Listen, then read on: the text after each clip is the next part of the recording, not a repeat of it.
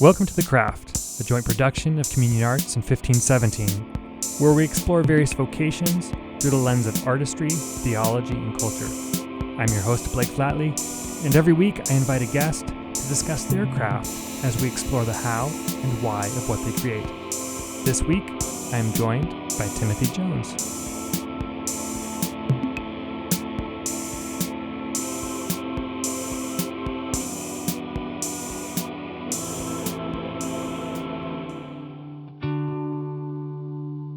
Most Christians know that Jesus told us that all the Old Testament testifies of Him. The challenge we face is knowing how. How are the stories in Genesis about Jesus?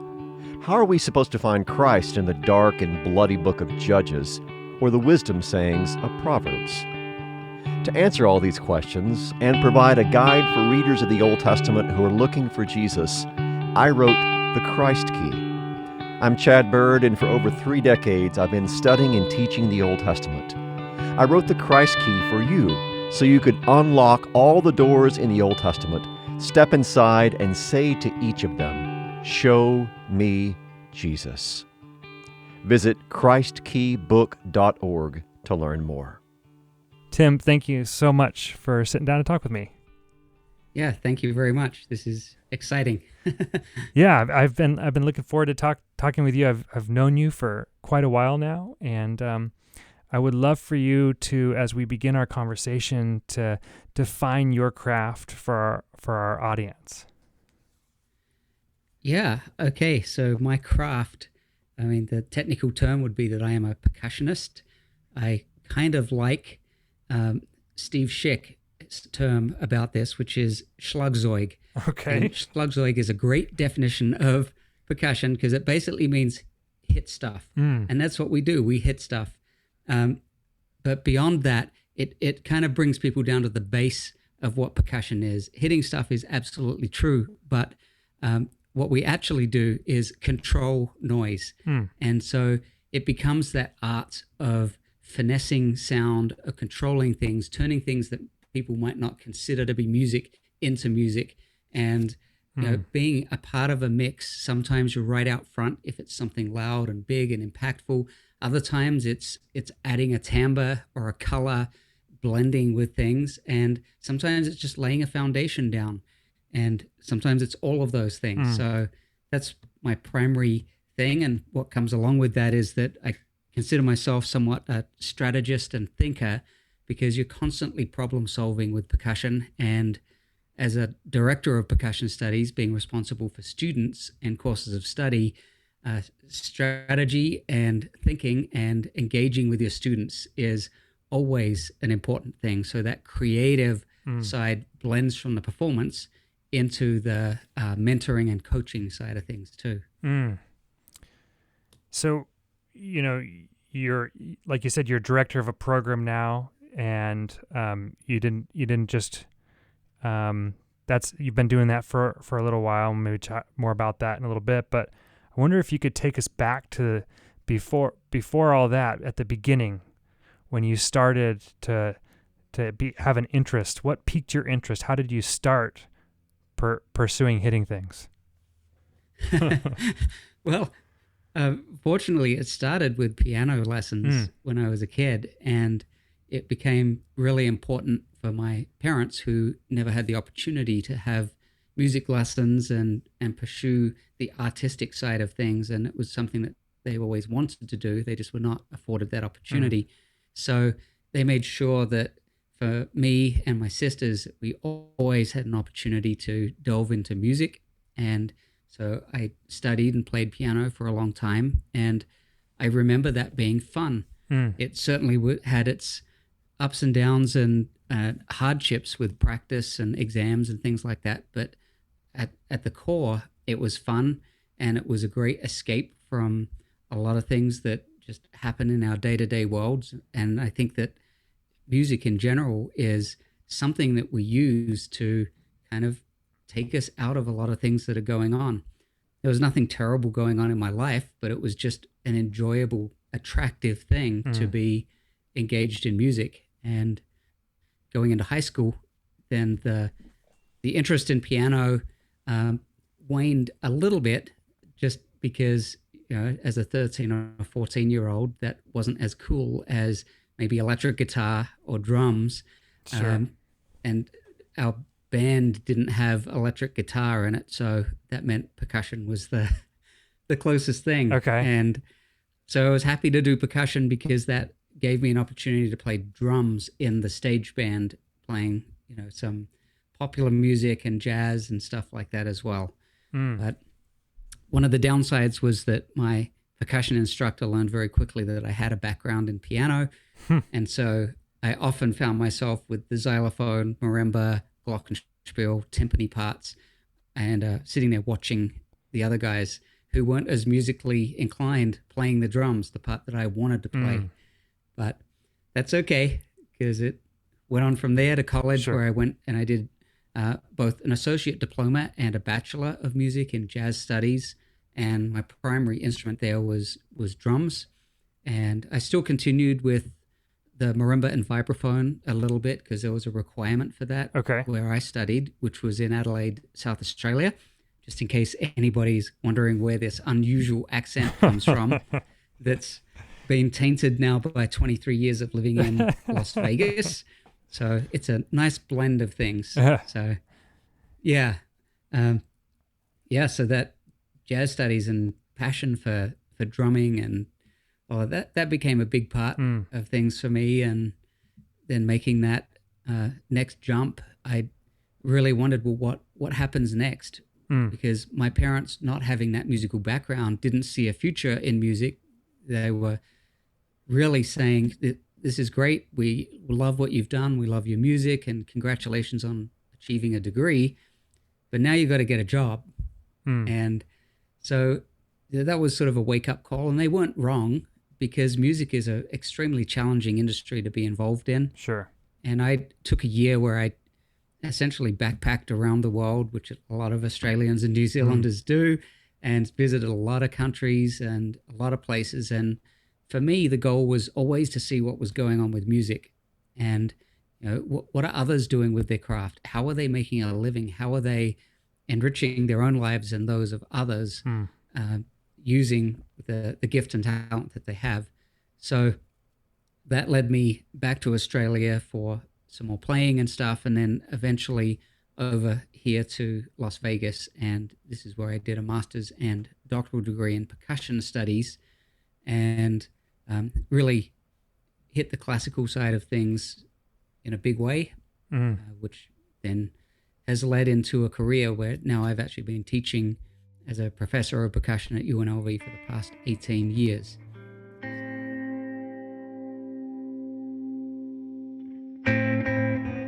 So, looking back on your experience, maybe being forced or encouraged maybe to play some of the non-drum parts back when you were younger has kind of come full circle to now you've come back to some of those, and those skills have really benefited you in your later studies and your current position.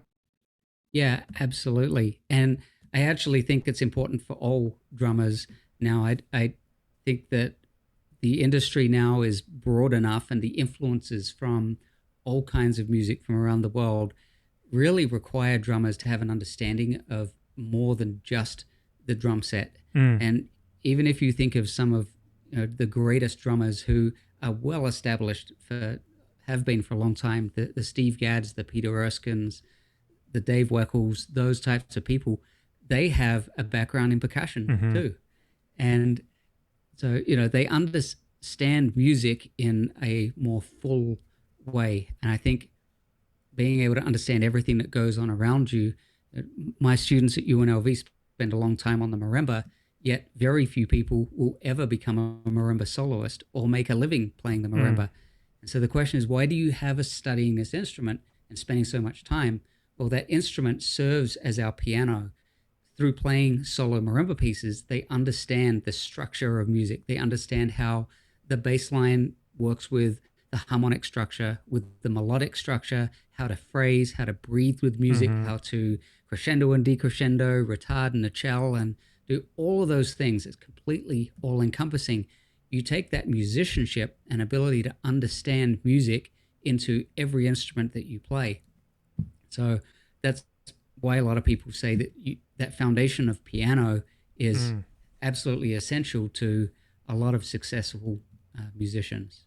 And there's something too, I think, about having those skills of another instrument, and then being able to, when you sit down at a different instrument, you can sort of put yourself in the shoes of somebody else who you are playing with in that moment, and maybe a deeper connection or understanding happens. Yeah, you listen to things more deeply, and like you said, with that understanding. So as a drummer, I'm not just listening to the bass part. While that's important, it's also important to know what the guitarist is doing and how he's comping and supporting things, what the pianist is doing, how that all blends together.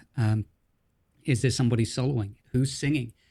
What's most important? Do we need to support the vocalist? And the way that you choose to play a groove can really influence how the singer leans into a song or piece of music. Yeah, absolutely. Speaking of influences, I wonder if you could share with us some of the people, you talked a little bit about your parents kind of steering you towards music so that they hadn't had that opportunity, but they wanted to afford that to you. And I wonder if you could share with us some of the other people who were impactful as you journeyed through percussion and growing as a student and as a professional. What did that look like? Yeah, and I'm not going to rattle off a series of names that most people would recognize, partly because some of them are from Australia, but also because they were direct impacts for me.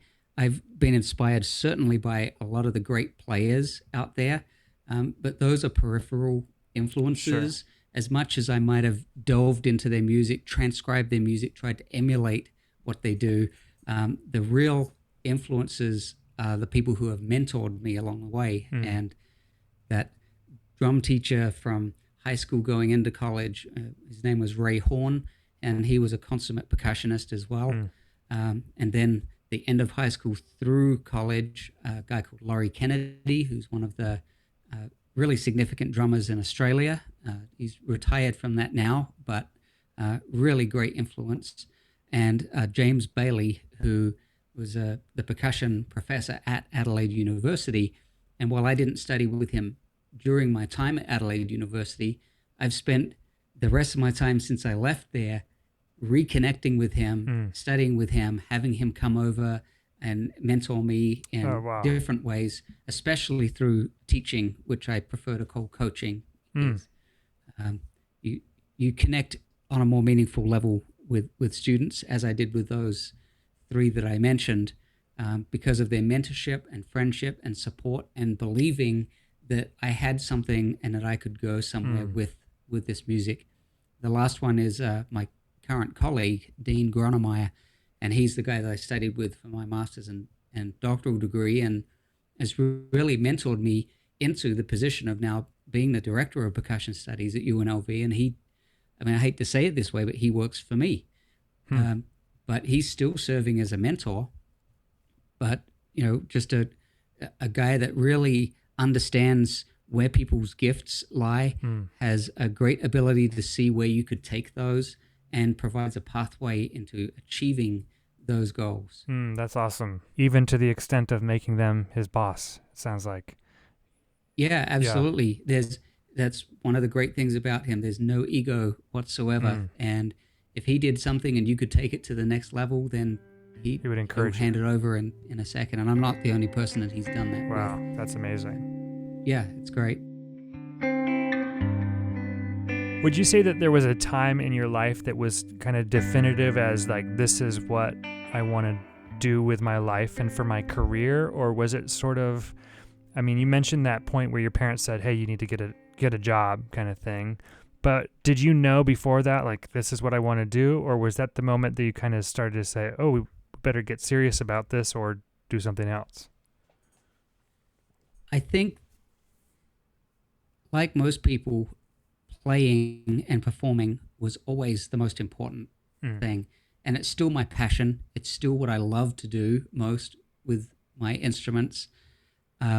However, learning along the way that I had a gift for teaching, coaching, and mentoring others um, started to rise to the surface. In my master's, I really wanted to pursue more of an orchestral track and maybe become a timpanist or percussionist in a major orchestra.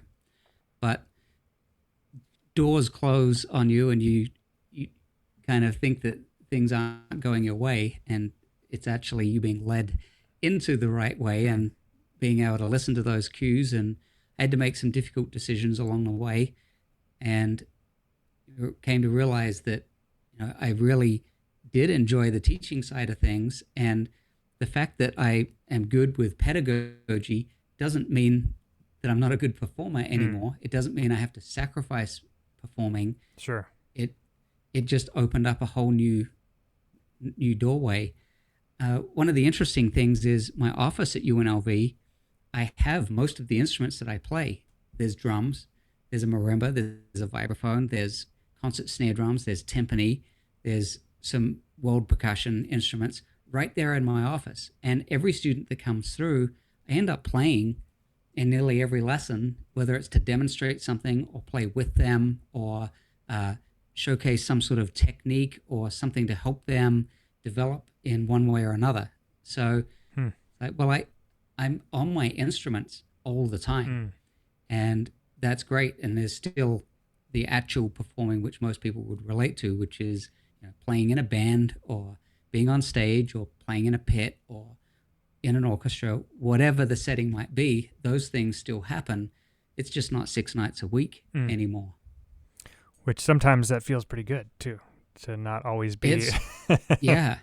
It's great. I have a family, and quite honestly, I don't want to have to choose between my only source of income being 6 nights a week in a show and my kids seeing me in their formative years, and I don't have to make that decision. And so I get to sub, I get to go out and do these things once or twice a week, but for the most part, I'm here as my kids go jump in the pool after school and sit there and struggle through reading and math and whatever else might be going on. Sure. And, so I'm very fortunate to be able to participate on that level as well.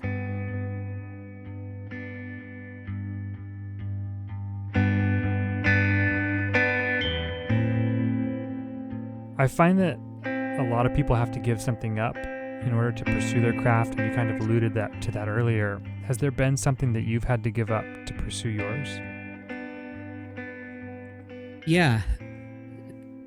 As I said at the beginning, music is an extremely challenging industry to be in. You've got to be competitive. You've got to be all in if you want to succeed.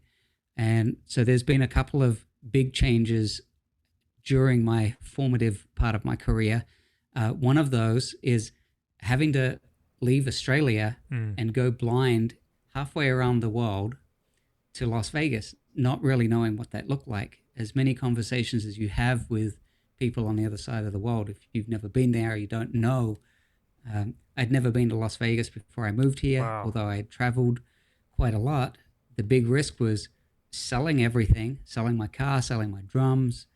I brought my cymbals with me, but basically giving up everything and landing in Las Vegas. And if you fail, you go home with your tail between your legs and have to kind of figure out what's next. And so there's a really strong push to move forwards and advance. Because of that, I think a lot of things worked out very well. But also because of that, some decisions that I made happened later than probably they should have.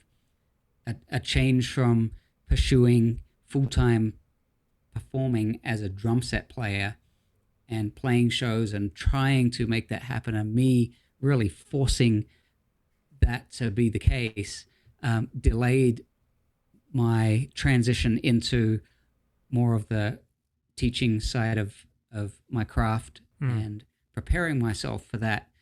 And, it all happens at the right time. Sure. But I can see that looking back that some of those performing avenues, I was really fighting that side of things for where I was wanting to go.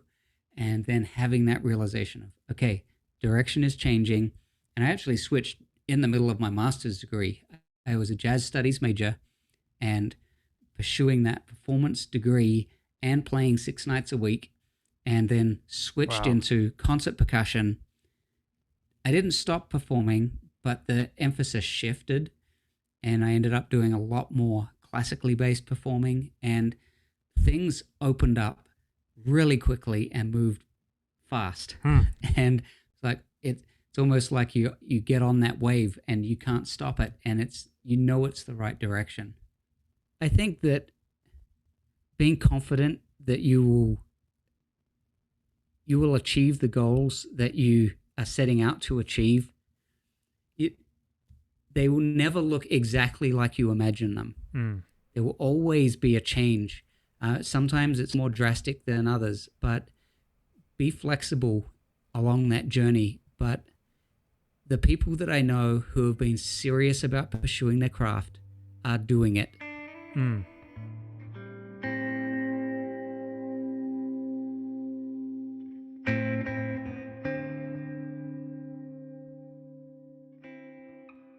Has there been a time when you were tempted to quit and do something else? Yep, there's been a couple of times like that. And I don't think anybody who's in the arts could really honestly say that they've never thought of changing directions, because it can be extremely difficult. And that point of making the change halfway through my master's was one of those. And that's when I really considered maybe coming to Las Vegas was a mistake. Maybe I need to go back to Adelaide and regroup, rethink things, and see what was really intended for me.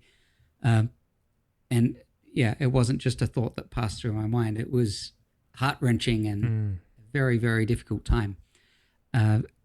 During my teaching career, it sounds great. Oh, you've been teaching for 18 years. It's a smooth path. I started out as a visiting lecturer with a 9-month position, which then became a 1-year lectureship, which became a 3-year lectureship, which became a faculty in residence, which then became a tenure track assistant professor line, which fortunately now I'm tenured and an associate professor. But there was some times along there where I didn't know if my position was going to be there. I didn't know if it was going to stay, and it just seemed like I was constantly battling one thing after another, and they weren't music. What I got into this for was music. Sure. And it didn't feel like my students were the last bastion of hope, because they were the ones that were still getting a positive impact from what I was doing, and I was getting a positive impact by seeing them progress and get excited about it. But everything else around it just seemed to be just going wrong, and nothing I could do to change it. And so yeah, there was a time when I thought, well, maybe I need to retool and look at another direction for this. And fortunately, I didn't make that move.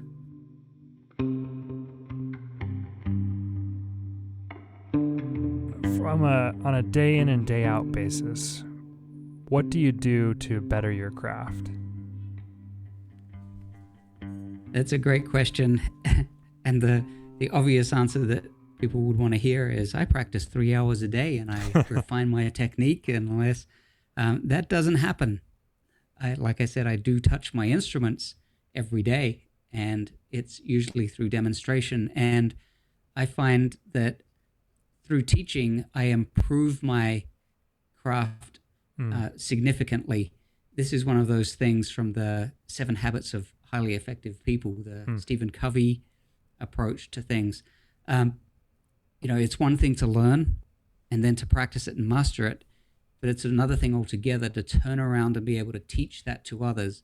When you do that, you cut away a lot of the excess. You cut away a lot of the things that don't matter. You get into what's really important and what the big takeaways are. And so you strip away a lot of the wasteful time from your own practice. I think a lot of preparation musically for me now is mental. And so the thought process, and this doesn't substitute good practice. You've got to have technique and you've got to have command over your instrument. But thinking about phrasing, visualizing phrasing, knowing where you want to go and what you want to say, that all happens in your mind. And the technique is there to facilitate the musicianship and the expression that you want to get out of your heart and mind through the instrument. And so, no, I don't practice technique 3 hours a day like I did when I was in college. And I spent hours and hours a day, way more than 3 hours a day.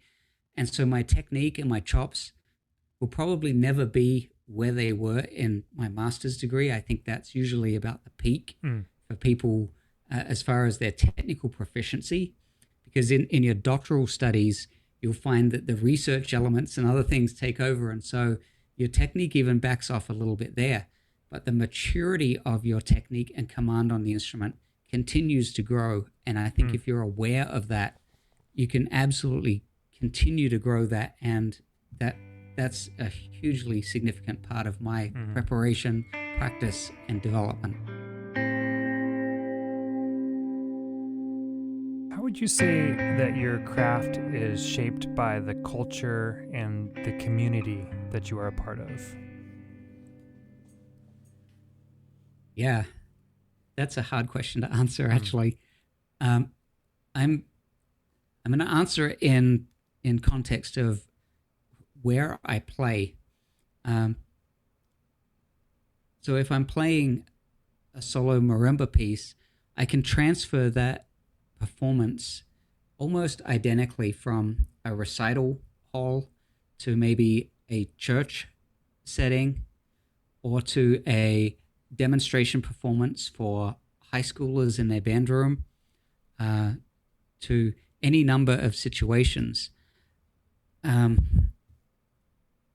Playing drum set, I have to be very aware of who I'm playing for and what the setting is. So one of the reasons I'm here talking to you today is because of our connection through Center for Worship Leadership and Wally and church music.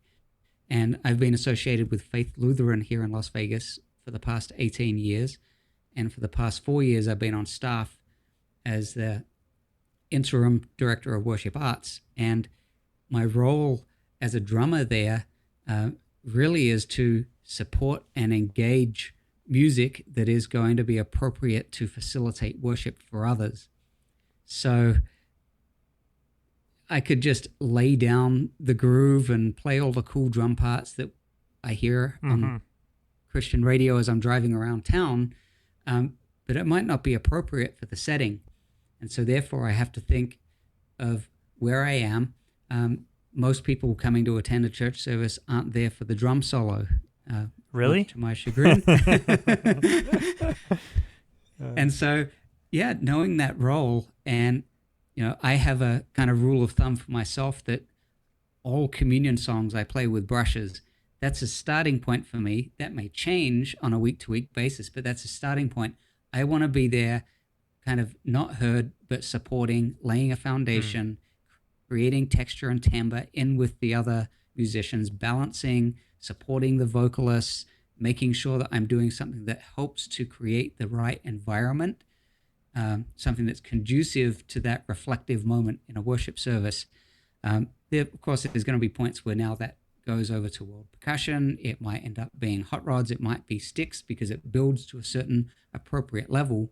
But in my mind, I always think communion, come down to brushes, because I don't want to be the feature in this moment or anything that distracts from what's actually taking place in the service at that point in time. With the Doors tribute band that I play with, then I am just going to lay it down and we're going to go for it. And drums are certainly going to be a feature, and they get a nice feature in that style of music, especially with the Doors, that nice cross between jazz and rock and roll. Yeah. Yeah, I think I might have strayed a little bit from what you were asking, but No, that makes perfect sense. I mean, context is important. The community that you're a part of, the expectation when somebody comes to a Doors tribute band concert versus the expectation when somebody shows up Sunday morning, those are different expectations. It might be the same people, but the moment happening is certainly different.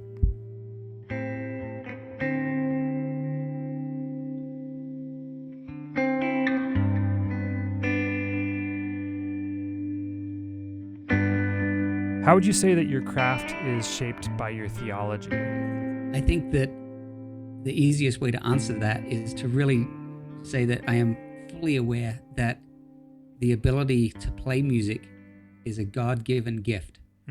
And he gave me the resources to develop that gift and grow with that gift and to turn that around and use it for his glory.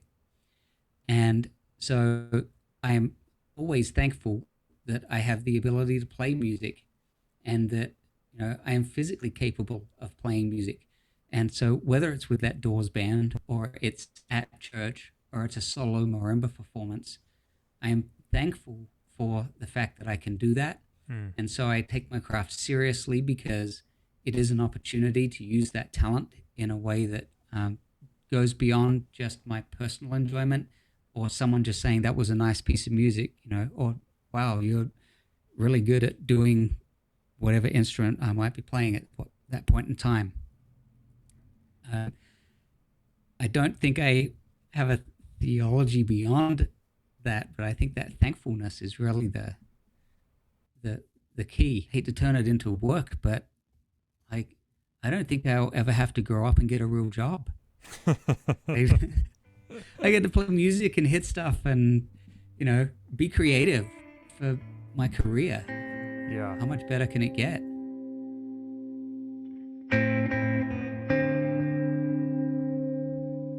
What are you working on right now that you're excited about? I always have a lot of things going on, and I'm excited about the way that people think about music, think about performance.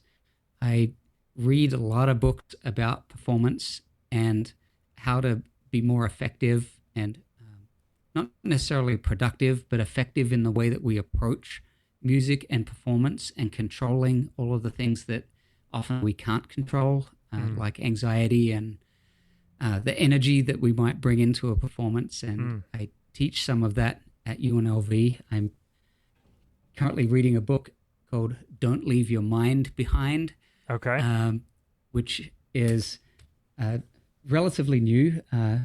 Keith Henshin and Nicole Detling. And there's lots and lots of these types of books, but I am constantly revisiting the grad courses and adding these books into the syllabus because I think that it's important for people to understand what goes on in their mind when they're performing and what is being stimulated through music and creativity and what can get in the way, ways of mastering those things so that you can turn it into a better performance. One of the things that most students are looking for is, how do I control nervousness? And there's lots and lots of things, and you can Google this stuff, but really it ends up people coming into different forms of meditation, people coming into pre-performance rituals, things that they do that will help them to relieve that nervous tension. And one of the things that rarely, if ever, gets addressed is prayer. And so people say, well, how do you get ready for a performance? Like, well, just a little prayer beforehand of, help me to play as best as I have prepared, because we all know how well we have practiced for any given situation. Let me bring my best. Let me showcase my talents, again, for your glory. And thank you for the ability to play music. So again, that thankfulness helps to get rid of some of the nervous energy, because I'm looking forward to this. This is going to be fun. So I'm excited about that because it's a way of helping students understand how they do things, understanding how I do things. And I look forward to every creative new venture that comes up. That's one of the great things about a musician, is that there are new things to learn every single week, every single performance, and with whom you're playing. Yeah, definitely. And sometimes people feel like their performance is their peak performance. And I know there's a book called Peak Performance. And that's where you hit all of those things, and all of a sudden the best that you've ever done happens in the performance. That's so extremely rare. And the reality of it is that you have done all of those things. They just didn't converge at the same time. So you are prepared in every aspect. But if you're looking for that miracle of all of a sudden saying, you know what, I've never played guitar before, but Blake, do you mind if I play guitar on this set? Because Yeah, I'm feeling like a miracle is going to happen. right. It's probably not. Yeah. Tim, if people want to learn more about you or the program at UNLV, some of the things that you are working on, what's the best place for them to go to check some of those things out? People can go to unlvpercussion.com. We have a website that's a good starting point where there's some examples of our marimba band, and of course there's faculty bios and all of that sort of stuff, or the School of Music website at UNLV, or just searching around a little bit on YouTube. There's a few things up there, here and there. All right. Well, that's great. Tim, thank you so much for sitting down with me to share your craft. I feel like I'd be remiss to not say that if you want to see Tim play in October, you can come out to Las Vegas for the event there that you can find more about on 1517.org, and hear Tim play and me play with Tim, which is going to be a blast. But thank you so much for taking the time to share with me and with our audience about your craft. I really appreciate it. Yeah, thanks, Blake. And I'm really looking forward to playing October 15 through 17, which is appropriate dates. Yes, absolutely. It's going to be a lot of fun to collaborate. So, yeah, thank you for having me participate and contribute to the podcast. You've been listening to The Craft, a production of CommunionArts.org. To find more resources from Communion Arts or to make a tax-deductible donation, please visit CommunionArts.org. To continue the conversation, you can join us on Twitter, Facebook, or Instagram at Communion Arts. We'd love to see and hear more about your craft. Music on today's episode is by the band Praise and Warships, and me, your host, Blake Flatley. Thank you for listening, and have a wonderful rest of your week.